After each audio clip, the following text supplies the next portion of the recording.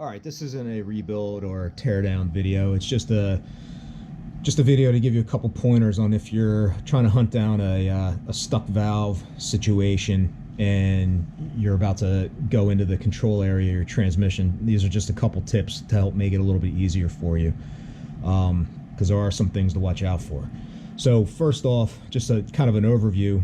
When you remove the pan and you're looking up in there, you're gonna be seeing this.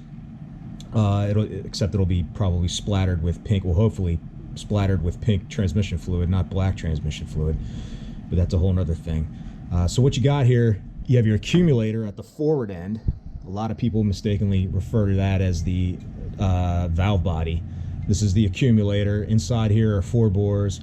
You got the intermediate, direct, and overdrive accumulator, plunger, and valve system. And then this one here is the line pressure modulator valve.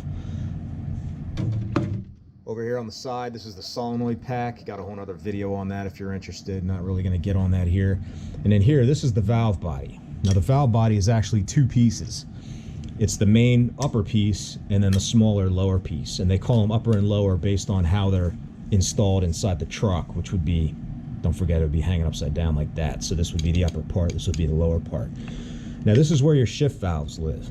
So if you got a situation where truck won't go into third, the 2-3 valve is one of those valves that sometimes likes to get hung up in these things.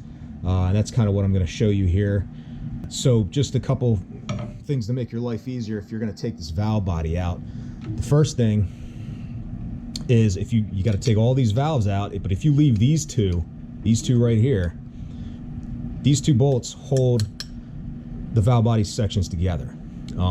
They don't go through. All the other ones go through and hold it into the case, but if you leave these 2 in there, you can take the whole valve body assembly out in one piece. So why would you want to do that? Well, one, there's a orifice plate in here and a couple check balls. So if you're not ready for that and you start unbolting things, you're gonna have check balls bouncing out. You know, if you're on a gravel road doing this, you know, you'll probably never find them, and maybe you don't know where they go back, or you're gonna have to look up. It's just gonna cause a lot of work, a lot of headache. So the easiest thing to do is leave these 2 bolts in, and you won't have to deal with that. The other big tip I got for you is don't unbolt everything, because what you got here is, this is a larger orifice plate. A lot of people call it the main spacer plate.